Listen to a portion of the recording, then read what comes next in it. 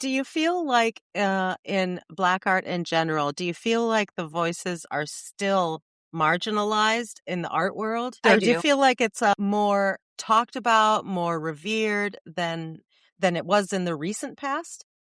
That I would agree with that. There's more of this acceptance and even like a trend to show Black art. Like it's the thing to show now as opposed to, oh, we're just checking off our have to do list. So it seemed to be a bit of a shift. It's the people who influence culture, the bigger names, and what they collect that kind of moves what galleries then are more compelled to show. I think a lot of the major galleries are going to want to show the work that's popular, celebrities are collecting. And I think that that's more celebrities are collecting Black art now. And I think that that's one of the reasons why we see that it's become more of a trend to do so, in my opinion. Hey friends, welcome to Tradition Café, the spot where the past bumps into the present and we get to sip our favorite drinks while digging into the stories that make people, well, people. I'm Anna Xavier, your host, curious and totally here for the fun of learning about people's lives. In each episode, we'll celebrate heritage, family, and community, whether it's immigrants, the generations that came after them, or chosen families that make life messy, interesting, and unforgettable. So if you're like me, inquisitive, a little nosy, and love a good story, pull up a chair, grab your cup, and thanks for listening. Hey, everybody. Welcome back to Tradition Café. I've been interviewing a bunch of artists from Art of the African Diaspora, the satellite show at Resistance Press and Gallery 23 in Alameda, California. These are the two curators. I've got Eric Murphy and Yolanda Cotton-Turner. Hi, guys. Hey. Thank you so much for joining me. I'm so excited. Tell us about Art of the African Diaspora and the show in general. How long has this been running? Because this is a satellite of the overall one. Eric, do you want to speak to that? Or Sure. So it went through a couple of different names. The one I'm most familiar with was the Art of Living Black. The program is actually in its 29th year. It will be the Richmond Arts Center, where you see over 160 Black artists. So one sample of all of their works. And then the following months, you can go out to all what we call the satellite exhibits and see more of their work.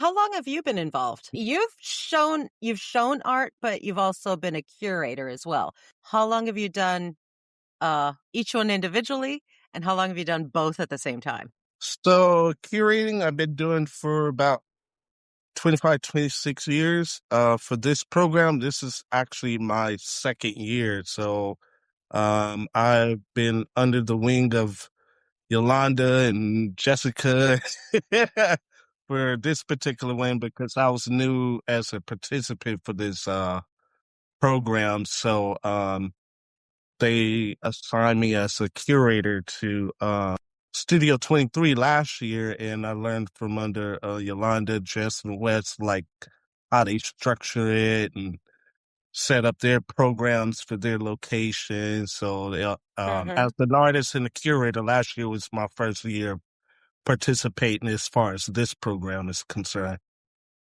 Oh, okay. And we're talking about Jess and Wes of Studio 23 Gallery in Alameda, California. And Yolanda, your gallery is right next to that, and it is That's called right. Resistance Press. How long have you been involved in this overall program? I want to say 4 years. Yeah. As a curator, or Yes. and you were As a showing curator. art too before? Or? Yeah. So, showing art, as an artist and also curator. So I've been with the Art of the African Diaspora for about 4 years, both as an artist and a curator. How were you able to come up with which artists you want to work with? So, the way that the program works is that there's a call, right? There's a call so that people who are interested can submit to it. But, as a curator, I also let the director know what I'm hoping to find in terms of work. If there's certain parameters, I can give those parameters. And I give, a number of artists, the maximum number of artists that I can take. Right. And so then there's after they do all the work in terms of, the call and managing that piece of it. And then they give me my final list of artists. And of course, if there's any discussion needed at that point, we can talk. But usually it's a great list and, with great artists, and I can run with it. Yeah, they are great artists because I've been interviewing them too. And I've been learning so much about art of the African diaspora, process of painting and creating.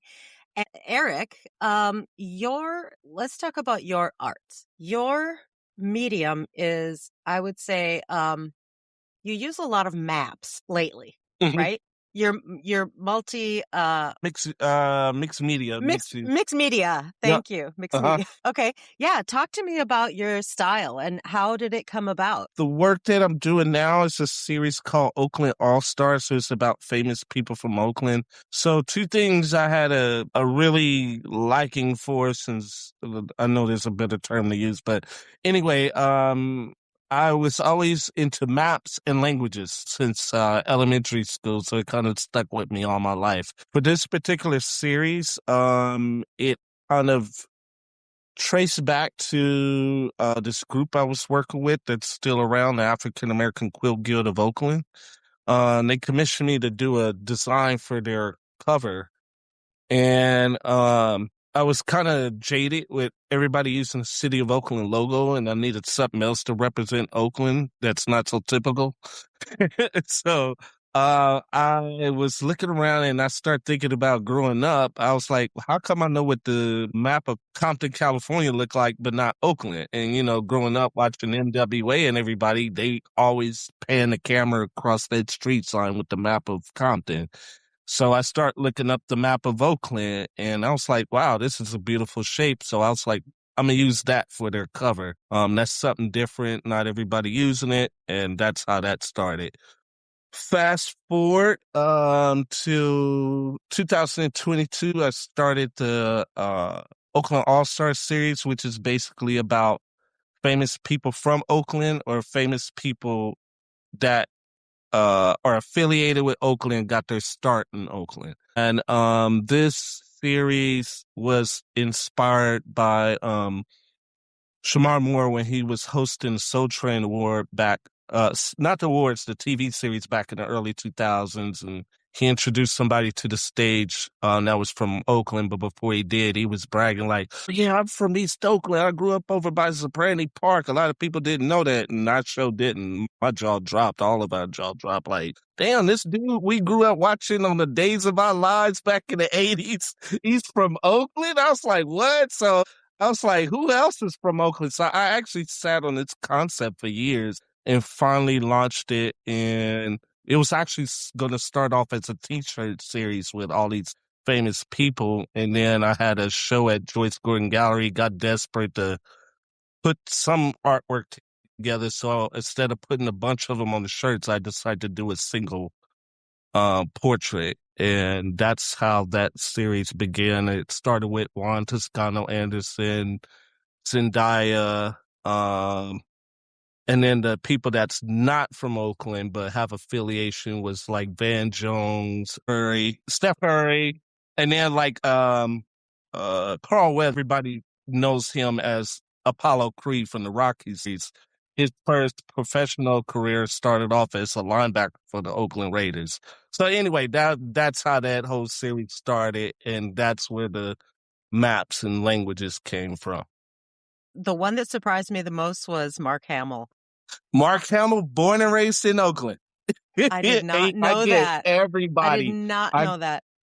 That, and the funny part about this, everybody like, why don't you do Tuesday or MC Hammer? I'm like, everybody and mama know that already. It's like, it's not fun. It's like, my work is like a trivia. I want you to you might, but you might not know. And when it comes to Mark Hamill, I get that same response. Everybody like, oh, I didn't know he's from Oakland. In the actual picture on his lightsaber, I should have made it bigger, but I pulled a text from his Twitter account. It was a lady from Diaspora magazine, and she was interviewing him, and she's like, yeah, I was trying to confirm if you're from Castro Valley. And he was like, yeah, I keep hearing that, and I don't know where people get that from because I was born in Oakland, California. That was on this account. I'm like, oh, that's going right into the picture. Well, that's cool because you're wanting to represent the things that people don't know about Oakland, for instance, the celebrities that don't know. But then you're also infusing in it the maps. People are going to be able to look at these pieces of Oakland that they didn't even know. It's almost like you're shedding a light on some mystery that people think one thing about Oakland, but they don't know all the other stuff. You know, people think, really bad stuff about Oakland, and Oakland can be incredibly beautiful in some parts. It is. It's very so many. multicultural. It's gorgeous. Yeah. Yeah, and But that was the goal. Yeah, it's a good goal. You met the goal. Yolanda, let's talk about your art. Now, I know that you went to college for music. Yes? I did. And tell me about how you got into art from that then. How did you make that crossover? Yeah, so I studied music in high school, and I really enjoyed it, and it made my heart sing. And so I decided to, when I started college, to major in music. I went to Cal State Hayward at the time, it was called, and they had a really good music program. So I'm like, yeah, this is the right spot. As I went through their studies, I found that there was a lack of diversity, and that's in the style of music that they were teaching, right? And so that made my heart ache, because the thing that I love about music is how it can talk to people across cultures, regardless of language, there's something about music that speaks to all of us, across borders. And that's the beauty of it for me. That's what made me so happy. So I was like, well, okay, let me visit one of my other, loves. And let me, see what the art department has to offer. And I was, flipping through what was then a, paper registry of classes. Yeah. That's right. And and and I was like, oh, lithography. What? I have no idea what that is. I gave the art department a call and I said, what is this lithography class? And they're like, oh my God, so glad you asked. You take a stone, you do this with it, blah blah blah, da da da da. It's so exciting. And I'm like, wow, that sounds interesting. Let me try it. And the first print that I pulled from that stone, I fell in love. I was like, this is amazing. I want to keep doing this. So do you still have that one? Do I? I'm not sure if it's the very first one, but from that time frame, yes. I still have, yeah. Yeah. So that's when I decided that, I was going down the road of art. Yeah. I was going to commit myself to it fully. That's really exciting to find that. And did you feel like you were like finding home? Did you feel like you were kind of trying to fulfill something else, and then all of a sudden you were like, what? It was, when you're taking classes in college, a lot of times you're like, okay, I got to go to class, I got to study, I got to get a grade in this class, and then I'm done. You just do what you need to do, and then you're done. You meet the requirements, you pass your, get the grades you want to get.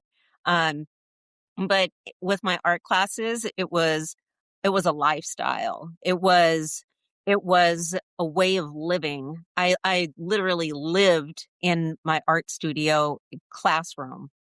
Like I remember I spent the night there. They didn't know I was there. Mute. Edit. No, they can't do nothing about it now. Nope. Janitors are coming through, cleaning, and I was like, shh. And I just kept working throughout the night. I saw students starting to come early in the morning, and I was like, oh, I got to get cleaned up. It looked like I just showed up. You were the real deal, man. You actually lived and breathed it. Yeah, exactly. That's The so real. great. Yeah. And of course, there's the question kept being thrown at me like, "Oh, what are you going to do with this? How are you going to make money off of this? What are you going to do with an art degree?" And my thinking at that time was that one thing that I really appreciated about creativity is the healing aspect of it, the way that it could heal people who were ill, that it could connect people who were angry.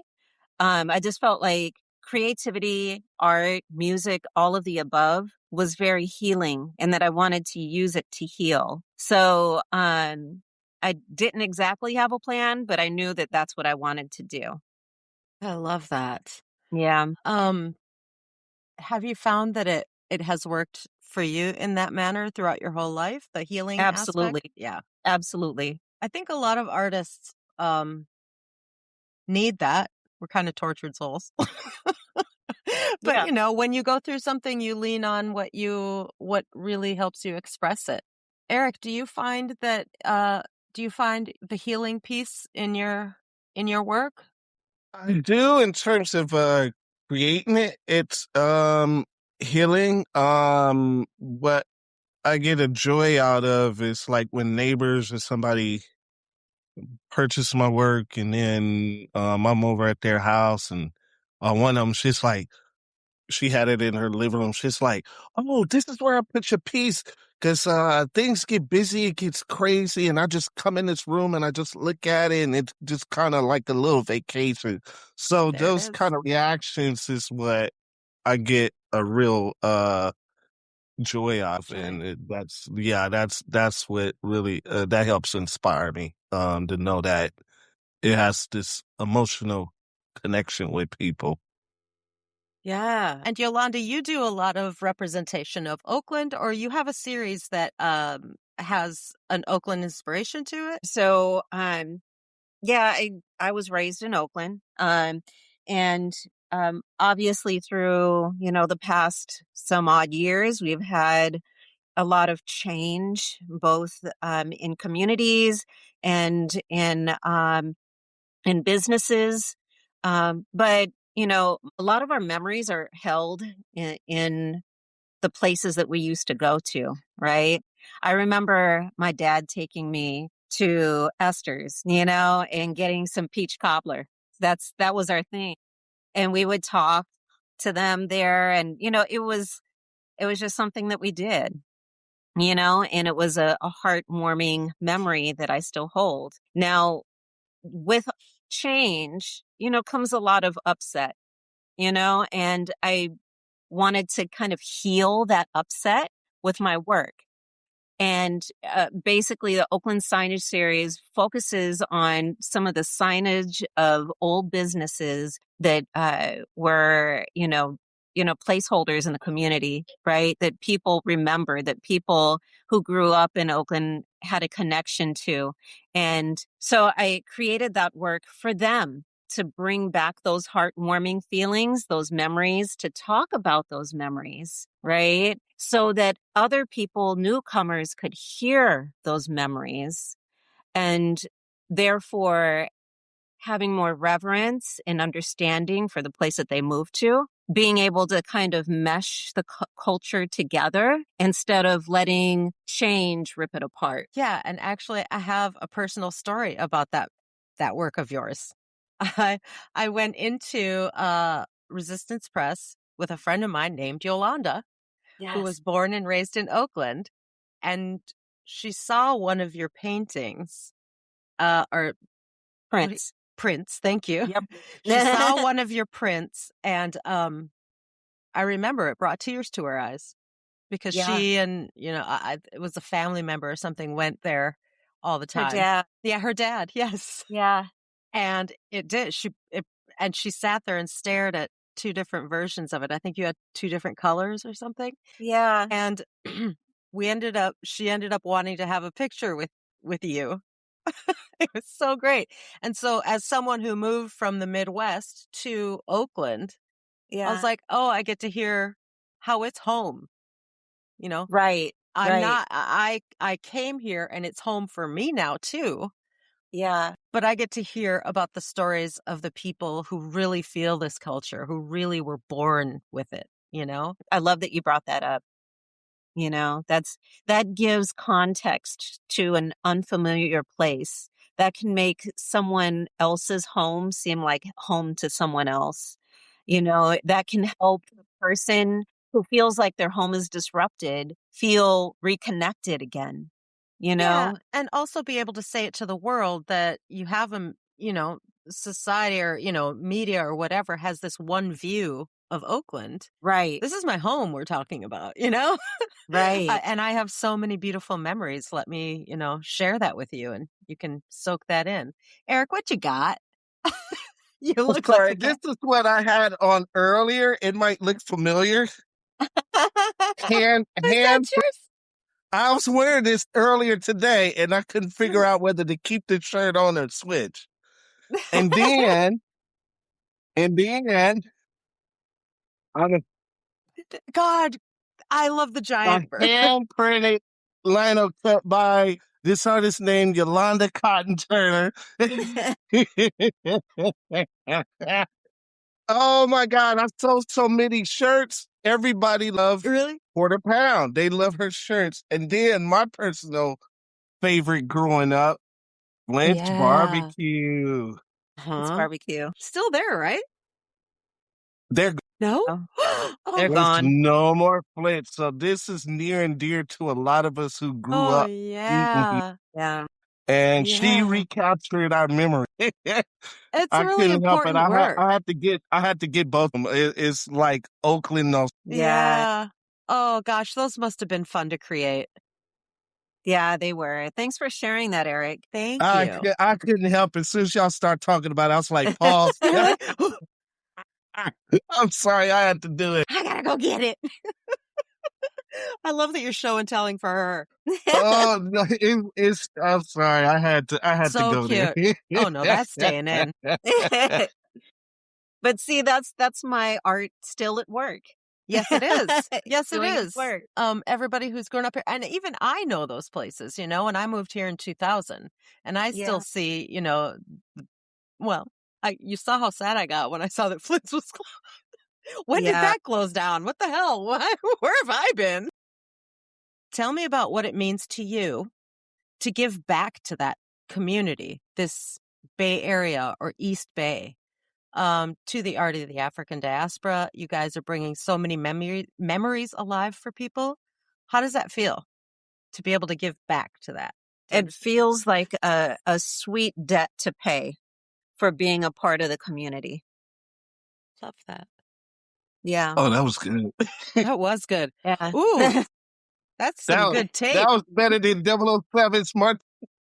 Hey, I don't know how to follow that one. That's my sound bite right there. That's the hook. Yeah, I don't know how to follow that one up, Paula. Eric, how do you feel?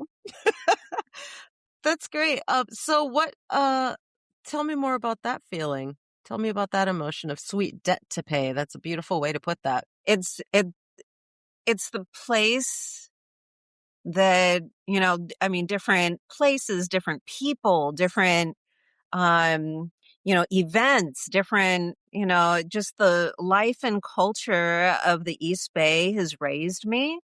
And as a product of that, I feel like I owe it to the culture to feed back into it. God, that's so beautiful. Hey, Eric, you want to follow that up? Oh no, I had something to say. You're just gonna Steve said it. tap dance off to the left. This is what I can do. No, no, it's similar vein. It really feels good to one of the main things as curator in this program is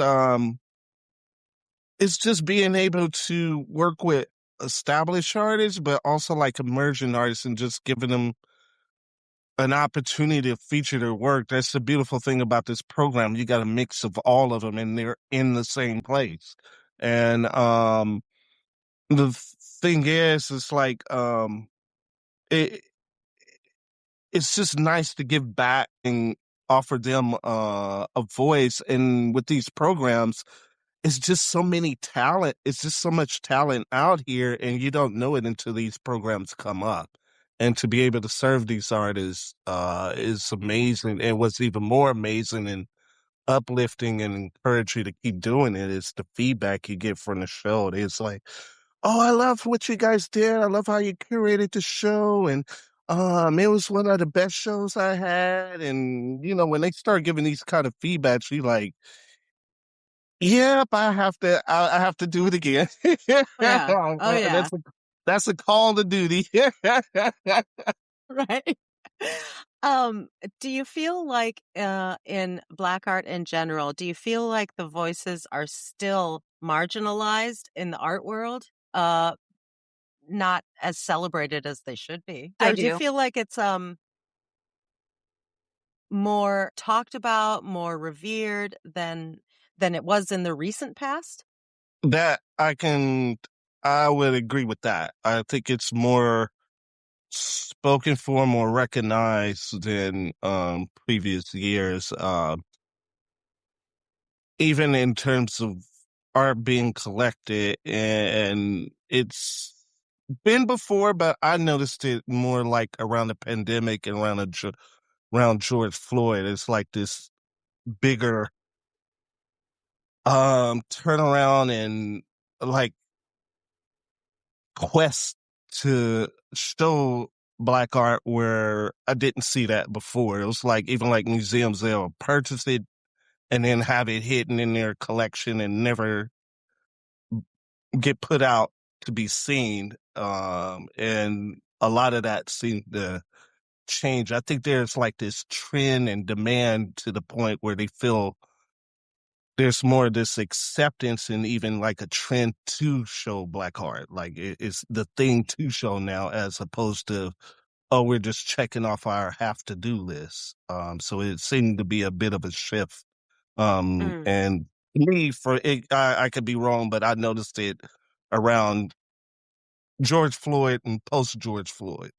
There's just a total different attitude and acceptance and featuring more Black art and collecting Black art.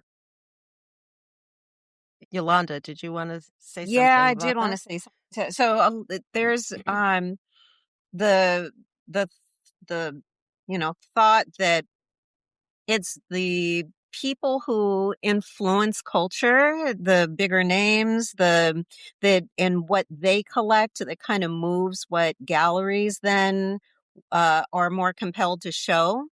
There, I think I think a lot of the major galleries are going to want to show the work that's popular, the thing that the celebrities are collecting, and I think that that's more celebrities are collecting Black art now, and I think that that's one of the reasons why we see that it's become more of a trend to do so. In my opinion, There's a difference between trend and trendy. Um, yeah.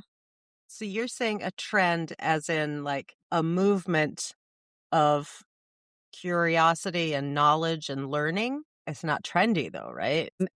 I think that trendy is something that's fleeting, right?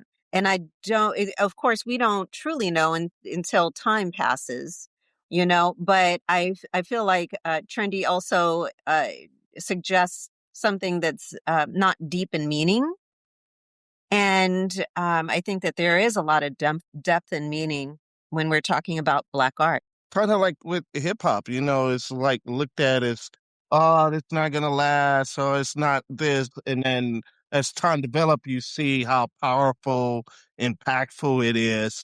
So it was always something of substance and value, but the thing is getting the general public, getting the audience to see that value, and that's where the thing is. And if you get people like celebrities and people who are influential that have sense enough to appreciate it and put it out there. It feel like other people feel like, oh, okay, now this is acceptable when it should have been acceptable. You should have saw the merit and the value in it already. But I hate to say I keep telling people this world is like a big high school for grown-ups. Sometimes we look for other people to tell us this is okay when, Yeah. those with good judgment could look and tell that something had value from jump. Yeah, and hip hop was a really good analogy. The value and the merits and the quality of work was always there. You just needed some people to tell you, like, yes, it's okay. Yeah. And Eric, I'm glad you brought up hip hop because that's exactly what was going on in the back of my mind when I was talking. Is the same kind of, in the beginning of hip hop, it was a big question. Is this going to last? Is this, a viable source of music? Is this, real? Is it, and I think there a lot of those questions were surrounded. So that I was actually thinking of hip hop when I was answering. So thanks for bringing that up, Eric. Oh, yeah. Yeah. As a curator, in Alameda specifically, um, Alameda's always kind of fostered my art career, so I became very connected to the Alameda art world. Um, Made some wonderful connections. It got connected to a wonderful community, and that really became my art home. And I think that it's important for me to bring this show to Alameda to help you know, uh, bring to the forefront Black art and to expose maybe some people who aren't used to seeing Black art on a regular basis and letting them meet some of the artists and interact with the work and be exposed to the stories. This whole program kind of permeates this beautiful Black art in cities that you normally wouldn't see it.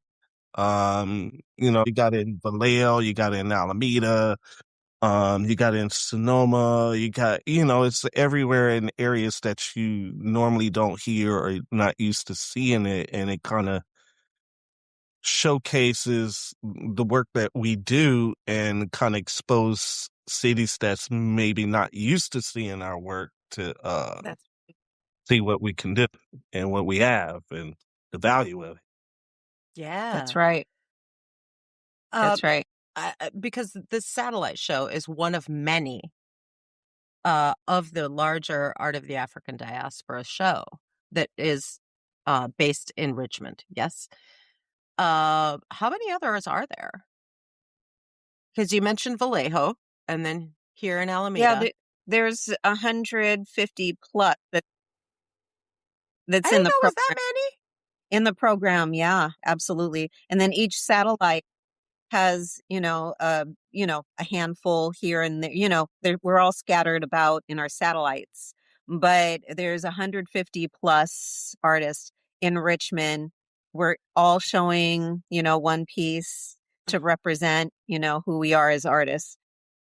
Yeah, and they have a website that if you guys don't know this, you can go to the website, and I know that they have an online gallery. If you can't make it out to any of the satellites, then by all means go to the website and check it out. The artists are phenomenal, and you can I'll put the website up on the screen and buy something, be a collector. You mentioned that everybody gets one piece, or are there going to be many pieces? What do we get to see from you? Yeah, so in the satellite show at Resistance Press, there's going to be 4 artists. I'm one of them. Next door at Studio 23, there'll be another 4 artists.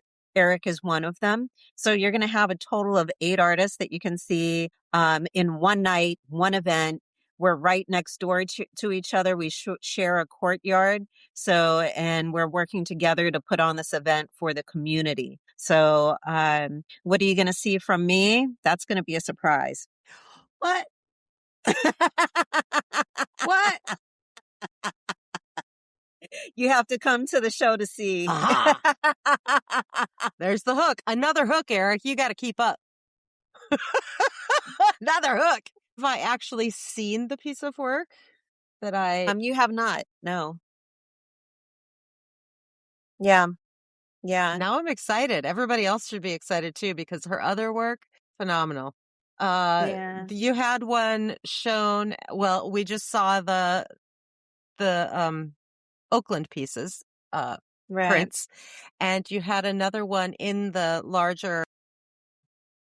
The larger show at the Richmond Art Center. Yeah, and that one is an abstract piece. It's called Intercontinental.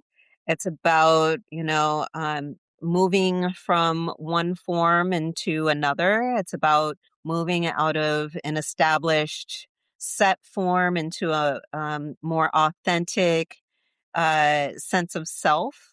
And it's about transitions. It's about movement. It's about becoming.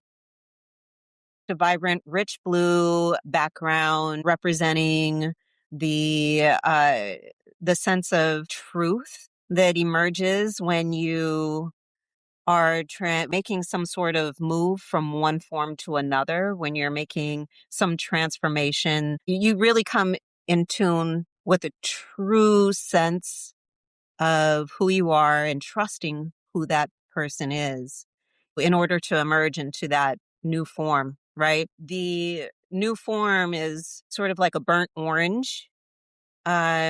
It's a mesh. It's a mesh form that's emerging, kind of flipping out of that. We're forever changing as individuals. We are as we are today, and tomorrow we'll be on our way to a different form of ourselves, a different sense of who our representation in this world, right? It's gorgeous. I also love the tick. What is that one actually Yeah, called? Is it the tick? it's the tick. It's the tick. It's I the tick. love that one.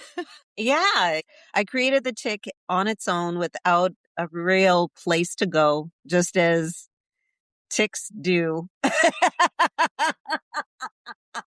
They're they're looking for a host. Yeah. And I remember, and that one was a dry point etching, and it just kind of, I created it when I had a studio space over at Jingletown Art Studio. And I remember Judith, who has recently passed last year, um, she came in and she saw it and she was like, "Oh my God, I love this tick. What's the tick story?" And I told her, I was like, "I don't know. I'll keep you updated." And some years passed, and there was a show at Studio 23 that it was called Displacement. And I used the tick in a piece. So the piece was about an apartment complex that was across the street from me at the time. And it was, there was a lot of people who were kicked out of their homes. Displacement was a show about gentrification in the Bay Area. So that's where the tick was. The tick was representing the developers. Bloodsuckers. That's right. The vampires. I think that people should really start collecting more unique or, art made by someone they know, someone they, you know, saw making something. Just go and visit some art. There are galleries all over the place. I mean, if you live here in Alameda or Oakland, Resistance Press and Studio 23 put on something all the time. You guys That's are right. very well established, respected members of the art community here, and there's a lot that's always going on. Go and see these shows and learn. And on March 21st, you can go and you can even talk to the artists. That's a Yeah. privilege. That's a privilege because Yeah. you don't always get that if you go to a museum. I mean, you Right. rarely get that, but at this show, you're going to actually be able to talk to these artists. It's been a really big honor getting to meet everybody, and I've been learning so much. I want to hear people's stories. I mean, that's what my podcast is about. I want to hear your stories, no matter where you come from. Talk to me about your life. Yeah. Yeah. And Anna, I believe that you have the women's podcast. What is it? A vote? Tell me a little bit about what you vote. got. Yes. I was nominated for a podcast award in women's podcasts in Women's Podcasters Award. See, this makes me so uncomfortable. But I'm in the society and culture section. Okay. Yeah. So, and voting starts April 1st. So, Oh, amazing. So yeah, we'll be sure to vote for you because thank we love your you. content. Thank you. And we think that it's valuable to the community. Thank you. So yeah, no, seriously. And you Thank do you. great work. Thank you. I just want to say that it has been like a true honor to be able to do this. I got to do something this important, and it's Yeah. truly an honor, and I get to learn at the same time. Lifelong student. This is amazing for me. Thank you. Thanks for everybody else for listening. I appreciate it. Yes. Bye.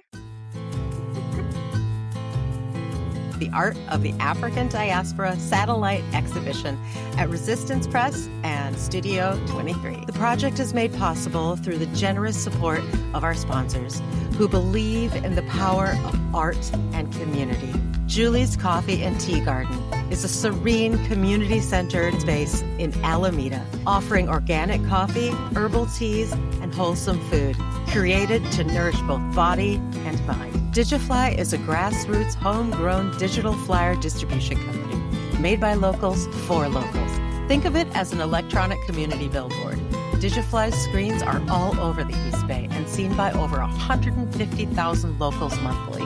You'll see digital flyers for East Bay restaurants, retail shops, comedy clubs, art shows, museums, concerts, all the things that make the East Bay such a great place to live. Whether you are trying to get the word out about your business or upcoming event, or you're just looking for something fun to do this weekend, you need to check Digifly. Visit digifly.com to learn more and find local events. Art Push is an artist-run nonprofit that supports artists by creating exhibitions, workshops, and community events, making sure art is seen, shared, and experienced behind the gallery walls.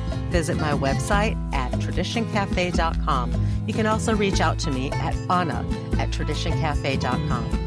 You can listen to the podcast on Spotify, Apple Podcasts, or wherever you get your podcasts, but you can watch us on YouTube.